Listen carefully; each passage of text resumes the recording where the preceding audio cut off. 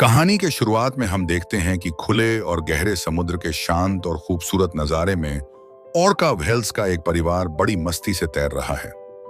पानी की लहरों के साथ खेलते हुए उनके साथ एक छोटा बेकसूर बच्चा भी है जो अपने माता पिता की छत्रछाया में बेहद खुश नजर आता है। लेकिन उनकी यह खुशी ज्यादा देर कायम नहीं रहती। कुछ दूरी पर एक वाइल्ड लाइफ कैचर यानी शिकारियों का जहाज दिखाई देता है। वे दूरबीन के जरिए इन व्हेल्स को देख लेते हैं और तुरंत समुद्र में एक बहुत बड़ा जाल फेंककर उनका पीछा करना शुरू कर देते हैं। बड़ी व्हेल्स तो किसी तरह तैरकर अपनी जान बचाने में कामयाब हो जाती हैं, लेकिन वह छोटा बच्चा उस जाल में बुरी तरह उलझ जाता है और पकड़ा जाता है। वह अपने परिवार को दूर जाते हुए और चीखते हुए देखता है, लेकिन वह बिल्कुल लाचार है और उसे हमेशा के लिए उसके अपनों से अलग कर दिया जाता है। कहानी में आगे हम देखते हैं कि मंजर अब शहर की तरफ बदलता है, जहां हमारी मुलाकात जेसी नाम के एक अनाथ और विद्रोही लड़के से होती है।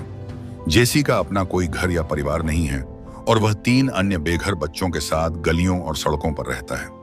ये बच्चे स्कूल जाने या किसी अच्छे माहौल में रहने के बजाय लोगों को बातों में उलझाकर या छोटी मोटी चोरी करके अपना पेट भरते हैं।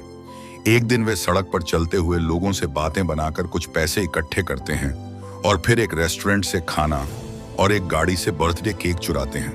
वे एक कोने में बैठकर मजे से केक खा ही रहे होते हैं कि अचानक पुलिस का सायरन गूंजता है। पुलिस की गिरफ्त से बचने के लिए जेसी तुरंत एक चालाकी दिखाता है और सभी बच्चों को अलग अलग दिशाओं में भागने का इशारा देता है ताकि पुलिस उलझ कर रह जाए। पुलिस से बचने की कोशिश में जेसी और उसका एक दोस्त वाटर एडवेंचर पार्क के एक पुराने और बंद पड़े गोदाम के अंदर घुस जाते हैं। गोदाम के अंधेरे में इधर उधर देखते हुए जेसी की नजर स्प्रे पेंट के डिब्बों पर पड़ती है और वह शरारत में पार्क की कांच वाली दीवारों पर पेंटिंग्स बनाना शुरू कर देता है। अचानक आसमान में बिजली कड़कती है और कांच के दूसरी तरफ एक बहुत बड़ा खौफनाक साया उभरता है। जेसी पहले तो डर कर पीछे हटता है और उसे लगता है कि कांच के पार कोई समुद्री राक्षस है, लेकिन जब वह हिम्मत करके ध्यान से पास जाकर देखता है तो उसे एक विशालकाय ऑर्का व्हेल पानी के टैंक में तन्हा तैरती हुई नजर आती है। जेसी उसे देखकर बिल्कुल हैरान रह जाता है, लेकिन इससे पहले कि वह आगे कुछ करता, पुलिस अंदर पहुंच जाती है और जेसी को मौके पर ही गिरफ्तार कर लेती है। अगले दिन शेल्टर होम का अफसर जेसी की इस हरकत पर उससे सख्त नाराज होता है। वह उसे सजा के तौर पर हुक्म देता है कि उसे खुद पार्क वापस जाकर अपनी खराब की गई तमाम दीवारों को साफ करना होगा, वरना उसे चाइल्ड कोर्ट भेज दिया जाएगा।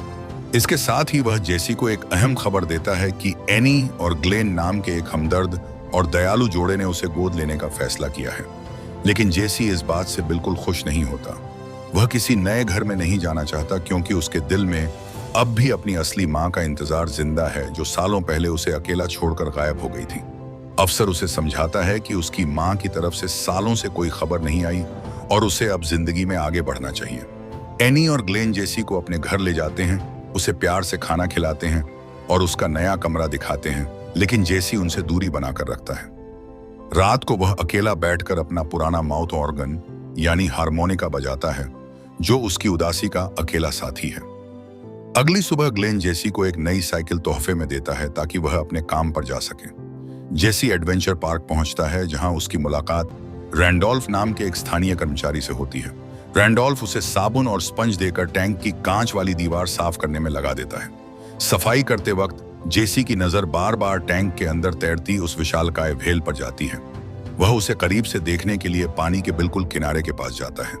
अचानक वह व्हेल बड़ी जोर से पानी में छलांग लगाती है और जेसी खौफ के मारे पीछे गिर जाता है।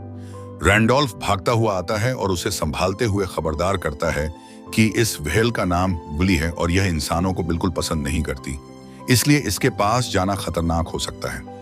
लेकिन जेसी को लगता है कि विली का गुस्सा और उसकी तन्हाई बिल्कुल उसकी अपनी जिंदगी का अक्स है।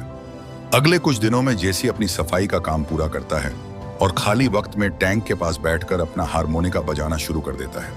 अजीब बात यह होती है कि जैसे ही हारमोनिका के सुर हवा में गूंजते हैं, वह खतरनाक व्हेल धीरे धीरे तैरती हुई जेसी के करीब आने लगती है। वह संगीत सुनकर खुशी से पानी में गोल गोल घूमने लगती है। पार्क की लेडी ट्रेनर रे यह नजारा देखकर हैरान रह जाती है, क्योंकि विली ने कभी किसी ट्रेनर के साथ ऐसा दोस्ताना व्यवहार नहीं दिखाया था। लेकिन अंधेरे में भागते वक्त उसका पैर फिसल जाता है और वह गहरे टैंक के अंदर जा गिरता है। जेसी को तैरना नहीं आता और वह डूबने लगता है। तभी विली उस पर हमला करने के बजाय धीरे से उसके नीचे आती है और उसे अपनी नाक से सहारा देकर टैंक के किनारे सुरक्षित रख देती है। उस रात दोनों के बीच एक सच्ची और अटूट दोस्ती की शुरुआत होती है। अगली सुबह जब रैंडोल्फ को पता चलता है कि विली ने जेसी की जान बचाई है, तो वह एनी एंड ग्लेन से बात करता है ताकि जेसी को पार्क में एक जॉब दी जा सके और वह विली का ख्याल रखें। एनी और ग्लेन राजी हो जाते हैं। अब रोजाना जेसी अपनी साइकिल पर पार्क आता है। वह विली को अपने हाथों से मछली खिलाता है। वह विली को जो भी इशारा करता है, हाथ हिलाना, नाचना या पानी उछालना, विली एक समझदार दोस्त की तरह उसकी नकल करती है। वे दोनों पार्क के सबसे अच्छे दोस्त बन जाते हैं, यहाँ तक कि विली जेसी को अपनी पीठ पर बैठने देती है और पूरे टैंक में सैर कराती है। ट्रेनर रे और रैंडोल्फ ये देखकर फैसला करते हैं कि जेसी की मदद से विली को एक बड़े शो के लिए ट्रेन किया जाए ताकि पार्क का मालिक उनके लिए एक बड़ा और बेहतर टैंक बना सके। एक दिन जेसी जब ग्लेन की वर्कशॉप पर खाना देने जाता है तो ग्लेन उससे प्यार से बात करने की कोशिश करता है, लेकिन जब जेसी फिर से अपनी असली मां की वापसी का जिक्र करता है तो ग्लेन उसे सच बताने की कोशिश करता है कि उसकी मां शायद कभी वापस ना आए। इस बात से जेसी को तीव्र गुस्सा आता है और वह वहां से निकल जाता है। घर आने के बाद एनी और ग्लेन के बीच इसी बात को लेकर बहस हो रही होती है।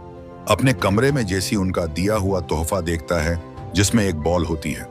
भावनात्मक तनाव में आकर जेसी वह बॉल जोर से खिड़की के कांच पर मारता है जिससे कांच टूट जाता है। कांच टूटने की आवाज सुनकर एनी और ग्लेन ऊपर भागते हैं। ग्लेन गुस्सा होने के बजाय अपने बुरे व्यवहार की माफी मांगता है और जेसी को यकीन दिलाता है कि वे उसे दिल से अपना बेटा मानते हैं। आखिरकार वह दिन आ जाता है जब एडवेंचर पार्क में विली का पहला बड़ा शो होने वाला होता है।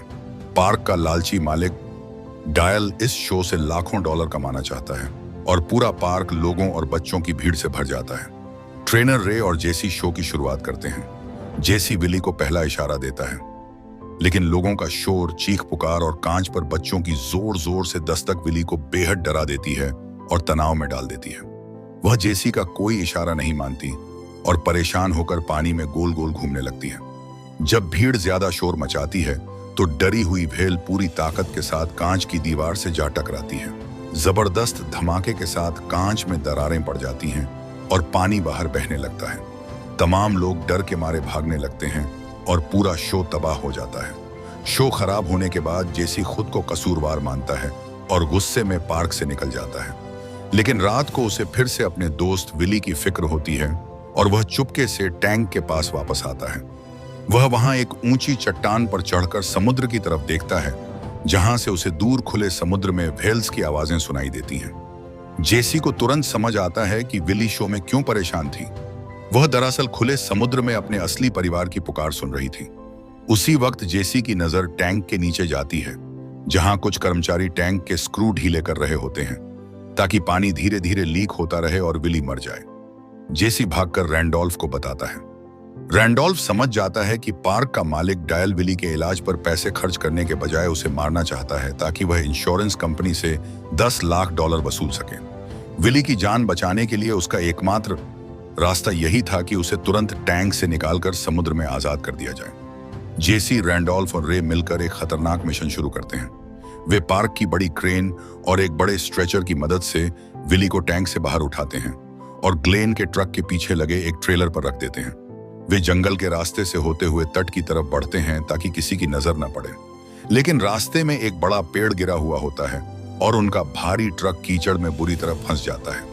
चूंकि गाड़ी आगे नहीं बढ़ सकती थी, इसलिए जेसी वायरलेस रेडियो के जरिए ग्लेन से मदद मांगता है। ग्लेन और एनी जैसे ही मैसेज सुनते हैं, वे तुरंत वहां पहुंच जाते हैं। ग्लेन गाड़ी को कीचड़ से निकालने के लिए दूसरे ट्रक का इस्तेमाल करता है।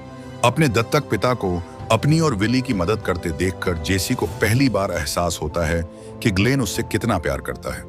वह भावुक होकर पहली बार अपने पिता को गले से लगा लेता है।